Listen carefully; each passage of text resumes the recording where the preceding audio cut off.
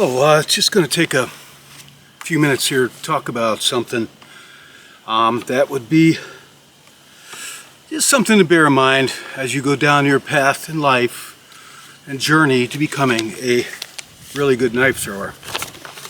I made some notes. I'm not a professional actor, so I got to rely on my notes a bit.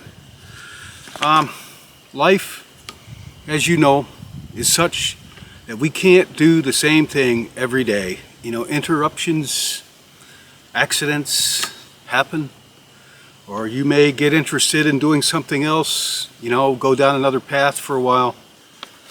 So as such, you're going to have lapses in your training, your knife throwing. And knife throwing, like a lot of high precision skills that you learn, that you practice hard to learn, involves mind, body, coordination at all kinds of level.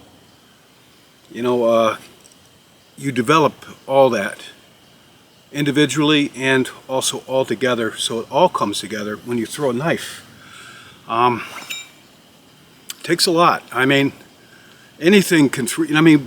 Babies can throw objects, monkeys can throw objects, but throwing a knife, precision, and reliably hitting point first what you're throwing at takes a great deal of body, mind, I would even say soul coming together to make this happen safely and reliably. And I'm going to do something here to demonstrate another life, like knife throwing, something I've done through my life, off and on.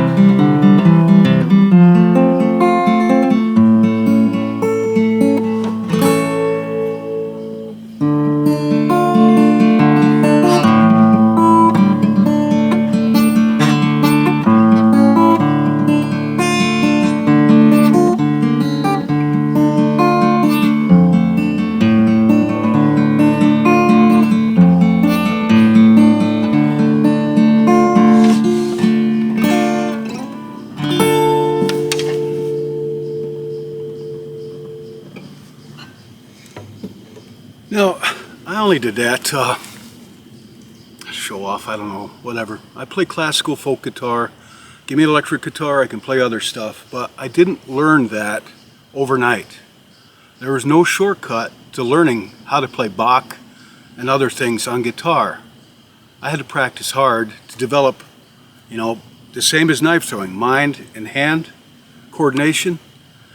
And you better believe I've been playing guitar off and on since I was a teenager, and that's been quite a while, as you can see.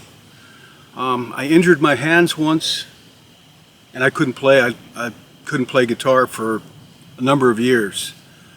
So I got into other instruments that didn't require that level of dexterity.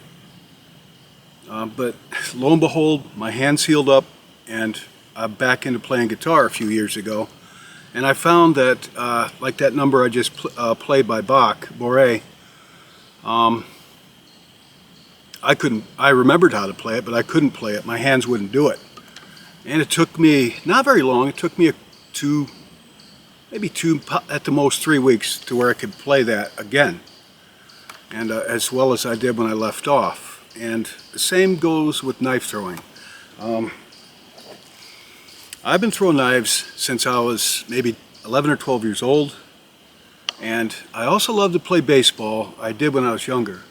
And I had a really good arm. I was clocked at our state fair in New York throwing a baseball 97 miles an hour consecutively, and that was while I was drinking beer. I could play ball pretty good. I even in my 20s when I was in the Army started my own baseball team because I loved to play. And you know, when I was 30, I remember one day playing ball and I did something to my shoulder. I threw it out. And they say I threw my shoulder out. Well, that's just a kind of a duh way of saying I injured myself, because that was the end of my baseball playing. I couldn't throw anything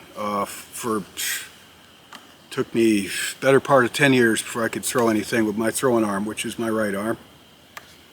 And I mean, when I'd throw something, you know, where I used to have a really precision gun, it was just like, I could be lucky if I could throw something 20 feet, just throwing something. It was I don't know what I did to my shoulder because I didn't take it very serious because it didn't really hurt a lot, but I couldn't throw anymore. And so I just let it go, but I tore something or injured something. And lo and behold, it was about 10 years. It took it about 10 years till I could throw again.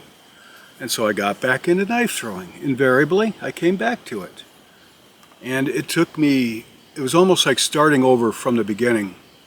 I had to master the flip throw and then the full turn throw, you know, and a lot of things. I had to learn it all over again, but I was able to learn it all over again at a much faster pace because, well, it is a perishable skill. Skills like knife throwing or playing guitar at any proficiency. You do remember it. I think your mind and your body remembers it. You just got to get it tuned up again. And I noticed something. I want to say this.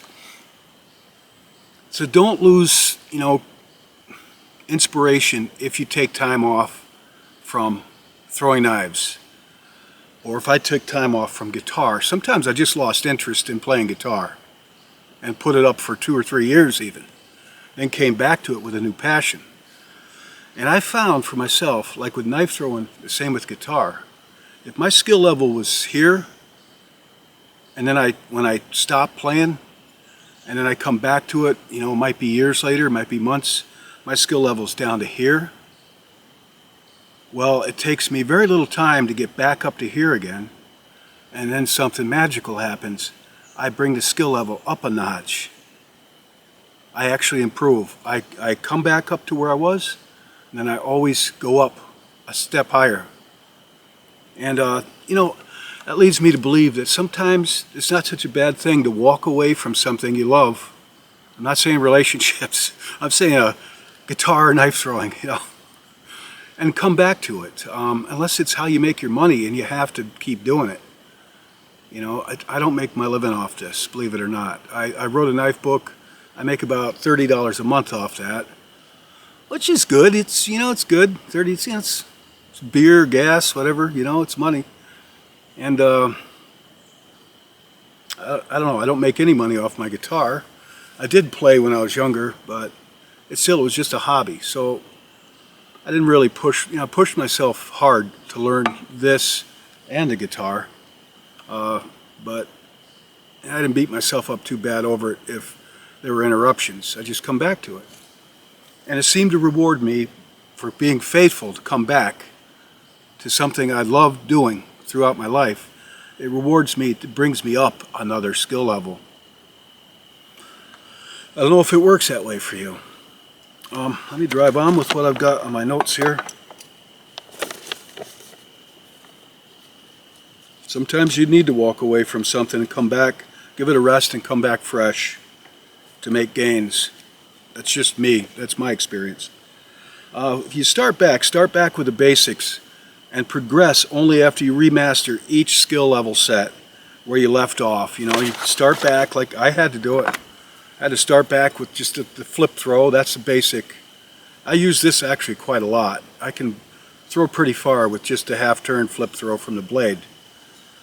And I had to, you know, walk it through like I've shown in my videos on how to do the blade held flip throw and the handle held full turn throw. I had to walk it through. I had to start over from square one. And don't move on, you know, just like when you're learning. Do not advance to the handle held full turn throw until you've got the half turn flip throw from the blade. And you'll learn it. It'll come back. You won't have to spend much time remastering these things. It'll come back pretty fast. Walk it through, internalize it. It will help you. Just focus on sticking the knife first, just like you did learning. Stick the knife first, then work on accuracy. But always practice safe. All the safety stuff I put in here, and anything you come up with, use it always, so you can keep practicing. Keep your throwing sessions a little shorter at first to avoid arm injuries. I'll tell you what, I can tell you from life experience that the shoulder, I have strong shoulders. I always considered was the strongest part of me, my shoulders. A very complex joint, you know, it's got quite a range of motion. As a result, there's a lot of tendons in here, a lot of things work in here, and it can get injured easier than you may think. I know I threw this my right arm out. I threw it out when I was 30 playing baseball. And this one I screwed up pretty bad working a job about 5 years ago. Induced arthritis, tore some muscles and ligaments on a job I was working at. You can injure your shoulder and your arm easier than you think through overuse and repetitive. And there will be more on that in a little short class on how to avoid such injuries, which I wished I'd known when I was younger. Trust me, I know. I've screwed up both my arms in life, shoulders. Remember, knife throwing is a life's journey. Gains in skill can consistently be made over time, but they require consistent effort to maintain as well. Fully incorporate safety in your training. Bad luck doesn't cut any slack or take any breaks. Be mindful of any pre-existing injuries, like I have some, unfortunately, in this arm, but I don't throw with this arm. So you don't make things worse. Stretch, limber up, that's all in another class. How to avoid injuries such as I gave myself playing baseball. It took the better part of a decade to heal up. And stick with it. You know, it's a journey. I mean, it's like this thing. I mean, I started out playing guitar. It's just my, you know, real simple stuff. And then playing a simple chord seemed so hard to do. I really had to take a lot of effort to do it. Just simple stuff. And, you know, it took a lot of work. And I'm not where I want to be on guitar.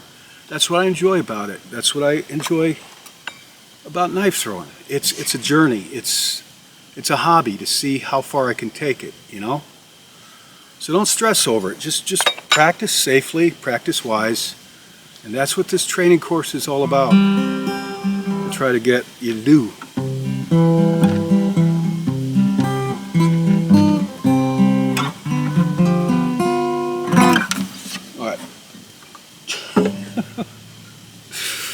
Alright, there are better guitar players and knife throwers than me on the internet, but that's it. I'm dismissed.